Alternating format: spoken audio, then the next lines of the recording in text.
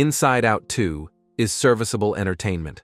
That's a sad thing to say about a Pixar film, especially when you consider they made classics like Toy Story, The Incredibles, and, well, the first, Inside Out. It's not as if Pixar can't make a really good sequel either. The Incredibles 2 is fun. Toy Story 3 is just as good as its original.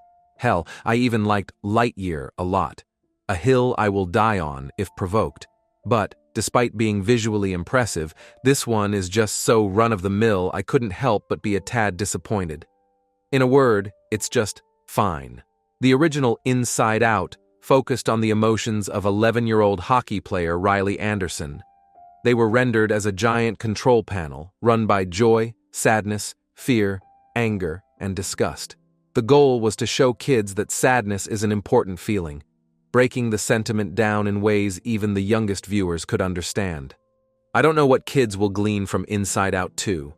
There's far too much exposition about Riley's sense of self and her belief system, which I'm sure will be catnip for 8-year-olds doing their doctorate in psychology. Anxiety is one of the new emotions in this sequel. She is orange, wears a striped shirt, and has wild eyes and a smile that's way too big for her head. In short, she looks terrifying, as if Freddy Krueger were redesigned as a breakfast cereal mascot. I know the goal here is to sell more toys for Disney, but I wouldn't want one of these in my house. My younger self would have asked for 2 of them, I am sure. Accompanying Anxiety are Envy, the smallest of the new characters, and the French-accented Ennui, who looks like she wandered in from a Jean-Luc Godard movie. The largest figure in the room is now Embarrassment, a sweaty boy in a hoodie who hides his face and exposes his plumber's crack whenever Riley experiences his emotion. Do I sound sarcastic? Well, that's because, like Riley, I too have a sarcasm, the place where all sarcasm originates. It renders the simplest, most innocent statements in a voice that's just dripping with snark. This topographical creation is the smartest idea screenwriters Meg LeFauve and Dave Holstein and director Kelsey Mann come up with in the film, resulting in its funniest scene. What brought about the emergence of all these new characters? The rule that requires all sequels be bigger, noisier, and busier. This sequel also features puberty rendered as a giant red alarm that goes off in the middle of the night after Riley turns 13. Suddenly, she's overly concerned with fitting in at her new high school and impressing their hockey team's star player, Valentina. Anxiety uses these newfound wishes to take control of Riley's entire sense of self, forcing her to alienate her old friends and commit petty crimes like breaking and entering. I should mention Disney covered a young girl's journey into adolescence already, in the superior, more honest and direct, Turning Red.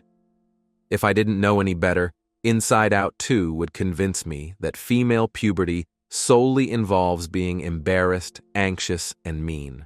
Meanwhile, if you're looking for a character as effective and divisive as Richard Kine's Bing Bong in the original, you won't find it.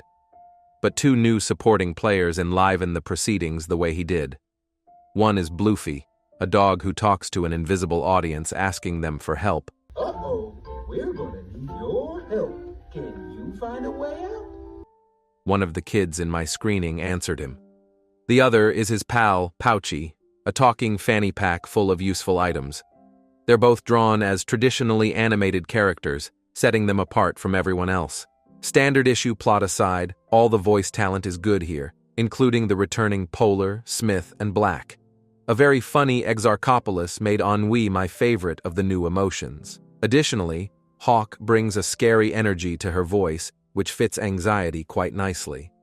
Her climactic scene is a very good visual interpretation of what a panic attack looks and feels like.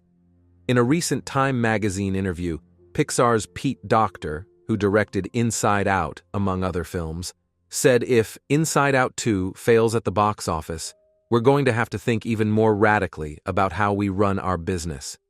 He doesn't have to worry, because this movie is a hit. But it just goes to show Disney would rather make a quick, cynical buck off nothing but sequels and remakes than greenlight interesting original movies that won't have your brain pushing the ennui button.